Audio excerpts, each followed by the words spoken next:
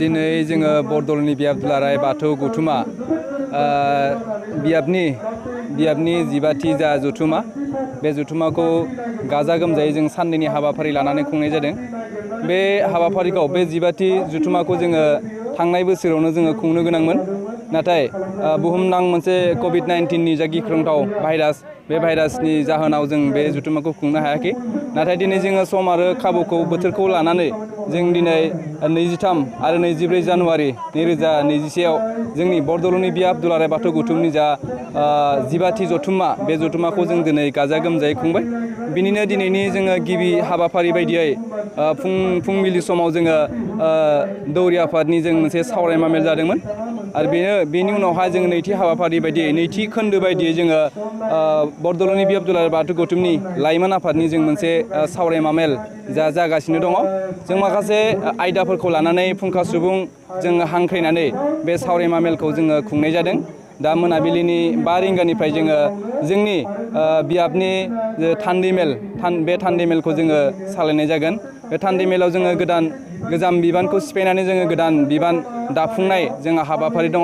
आरो बेनि गेजेरजोंनो जोङो माखासे 3 बोसोराव जोंहा मावनो गोनां माखासे हाबाफारिखौ लानानै जोङो माखासे थांखि आजावनाय जोंहा हाबाफारि दङ।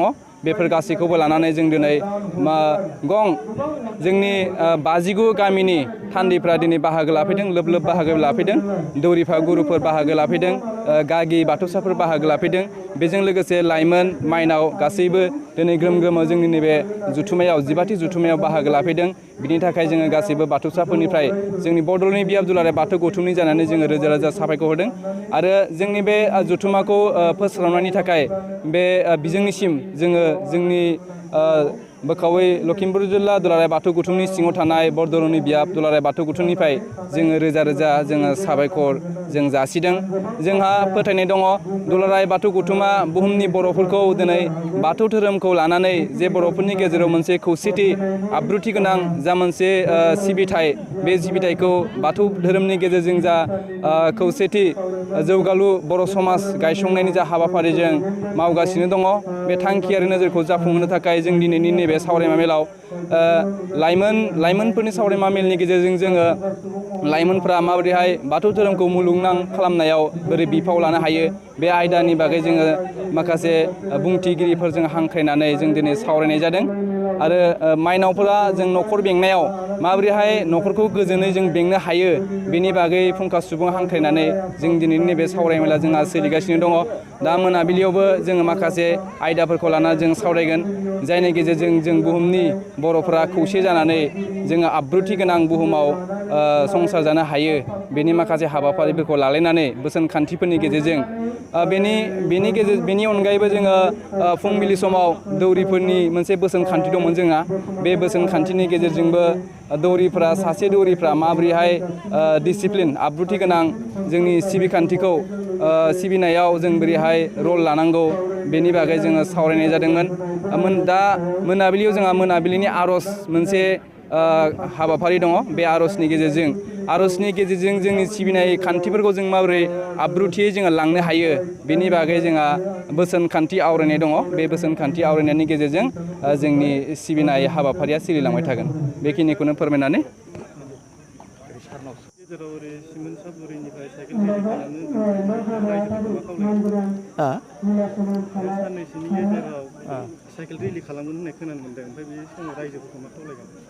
जों खावलायगोन जाहाथे बयबो रायजो राजाया जोंखौ मदद होयो, साइकेल रेलियाव मदद होयो। बयबो ग्रुप ग्रुप फैनानै जोंखौ जाहाथे जोंनि धोरोमारि गौथुमनि जाहाथे जौगानायाव बिश्व दरबाराव जोंनि जाहाथे मुलुगनां माबायाव जोंनि धोरोमखौ जाहाथे लांनायाव जाहाथे सहाय सहयोग खालामनो हेफाजाब होयो।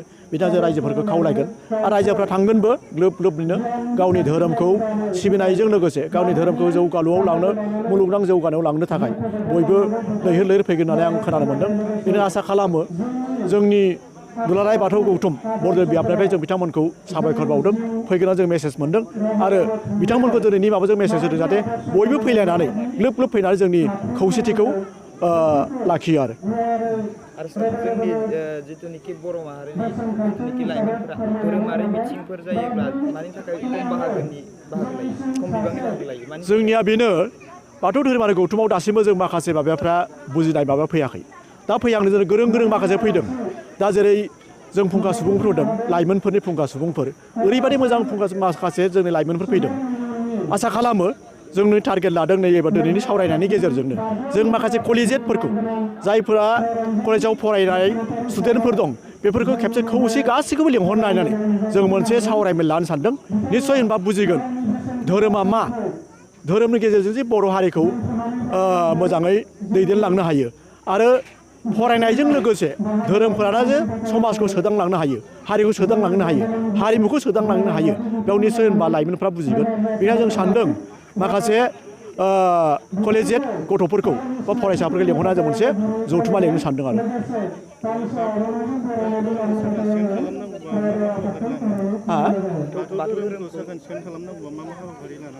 बाथौ हारि माबाखौ साखोन सिखोन खालामोबा जोंहा बहुद मावनांगौ हाबाफारि दङ जोंना जेनेबा दौरिफा गुरुफोराबो निट एन्ड क्लिन खोब साखोन सिखोनै गावनि माबा गामिनि हयथ' मन्दिरफ्राव थांनानै मोजाङै बुजायनो हानाय मोजां माबा जानांगोन आरो जोंनि जायथु दैदेनगिरिफ्राबो माखासे बाथौ तत्त्वफोरखौ मोजाङै बुंनो हानाय मोजाङै माने बुजायनानै मानसिफोरखौ मयथ' खालामनो हानांगोन होनबासो जों सानगोन होनबासो रायजो राजाफ्रा नंमारगौ जोंनि गुबै धोरोमा बाथौ धोरोम होनबासो रायजोफ्रा ग्लोब ग्लोब फैनानै गावनि धोरोमखौ माने गनायना लागोन होनबासो जोङो धोरोमखौ फोसाबनायजों लोगोसे समाजखौ फोसाबनो हागोन समाजखौ फोसाबनाय जादों सोलोंथाइ गुबैयै जोंना सोलोंथाइखौल' लायो सोलोंथाइ माबाया अकल सोलोंथाइ लानानै मोनसे गियान मोनो नङा धोरोम माबायाबा बांसिन गियान मोनो धोरोमजों लोगोसे सोलोंथाइ लाफायबाय बे मानसिखौ सुबुंखौ बा बे स्टुडेन्टखौ रावबो माने हमथाना लाखिनो हाया आरो सोबावबो माने आखा फाखा जानानै सोरखिलांनो हायो आरो बरदल'नि बि आब्दुलाराय बाथौ गौथुमनि खुंगा 15थि 3 बोसोरारि जथुम्मा बेखौ दलापारा गामिनि गोथार बाथौ सिबिसालियाव खुंनाय जादों साननैनि हाबाफारि लानानै बे साननैनि हाबाफारि लानायाव दिनै गिबि सान बे गिबि सानाव मोननै सावरायमा मेल दङमोन बेनिनो मोनसे सावरायमेला जानानै थांनायनि उनाव दा मोनसेया जाबाय दङ बेहाय मोनसे लाइमोन आरो माइनावफोरनि मोनसे दङमोन सावरायमेल बेहाय मोनथाम आयदाखौ लानानै जादोंमोन बाथौ धोरोमखौ मुलुगनां गासै बिथिङाव जौगाहोनाय लाइमोनफोरनि बिफाव आरो मोनसेया जाहैबाय बाथौ धोरोमनि गेजेरजों लाइमोनफोरनि गियान आरजिनाय आरो आदर्श गोनां जिउ खांनाय मोनसेया जाहैबाय बर' सोदोमस्रिनि गुदि बाथौ धोरोमनि सिबिखान्थिजों सिजौआरि गियान दा जोबोद मोजां सोंथि नोंगौ बाथौ धोरोमखौ मुलुगनां खालामनायाव जोंनि लाइमोनफोरा मा हाबा मावनांगोन गुबैयै जोंनि लाइमोनफोरा आथिखाल बुब्लियाव गोबां सोलोंथाइ गोरों जाबाय सोलोंथाइ गोरों जानायनि गेजेरजों जोंनि बाथौ धोरोमनि गासैबो गियान बोसोन तथ्यफोरखौ लिरनायनि गेजेरजों आरो सेमिनार खुंनायनि गेजेरजों बर' माहारिनि अनगायैबो बा जोंनि आसाम हादरनि अनगायैबो जुदि बे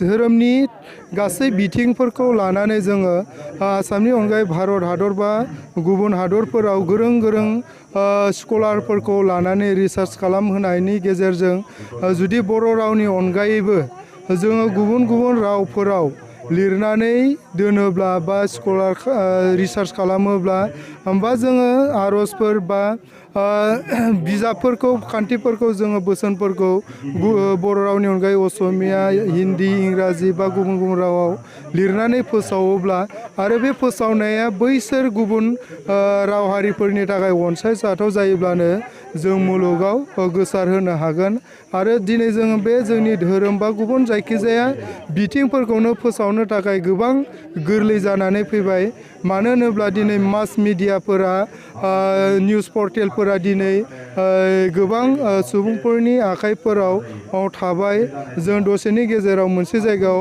प्रग्राम जानायफोरखौ फेसबुक बा इमेलनि गेजेरजों वाट्सएपनि गेजेरजों गोबां जायगायाव जोङो दैथायहरनो हायो इउटुबनि गेजेरजों जों बेफोरबायदि फोसावनायफोरखौ गुबुनफोरनो फोसावनो हायो बेफोरबायदि खालामोब्लानो जोङो मुलुगनां खालामनो हागोन होननानै फोथायो दा गेदेरमा बाथौ सिबियारिफोरा बुंदों जेनेबा बर'नि सोदोमस्रियानो जाबाय बाथौ धोरोम ओमफ्राय बिनि सायाव फोरमायो। सोदोमस्रि होननानै बुङोब्ला मोनसे हारिनि गेजेराव जायफोर आदर्शखौ लानानै थांनानै थानाय गासै हाबा हुखा राव हारिमु धोरोम खान्थि मावनाय दांनाय न' बां लुनाय गासैबो बिथिंखौ लाजोबनानै मोनसे सोदोमस्रि जायो आरो बे जोंनि सोदोमस्रिया गोदोनिफ्रायनो दंखायोमोन। बैफोर सोदोमस्रिखौ जोङो माखासे समनि बाबेननायाव जोङो बबेखौबा एंगारनो गोनां जादों, बबेखौबा गोदानै सोरजिफिननो गोनां जानानै फैदों। बेनिखायनो जोङो बाथौ धोरोमनि सोदोमस्रिखौ नायोब्ला जोङो दिनै बुंनो हायो मा बर' हारिनि जिथु सोदोमस्रि बे बाथौ धोरोमनि गेजेराव दङ। मानो होननानै बुङोब्ला दुलाराय बुहुमनाङै नङाब्लाबो जेराव जेराव बर'फोरा जोनोम जाजेनदोंमोन,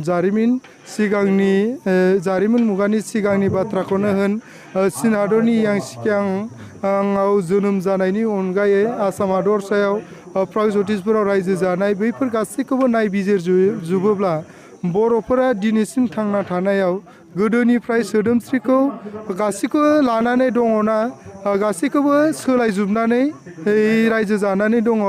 बेफोरखौ जोङो जुदि नायबिजिरजोबोब्लानो बर'नि सोदोमस्रिखौ दिनै जों बुंनांगोन मा बर'नि बाथौ धोरोम सिबिनायनि जिथु खान्थि आदर्श बैफोरनि गेजेराव दिनै जोङो बर'नि माखासे थांनानै थानाय आदर्श बेखौ जोङो मोननो हायो आरो।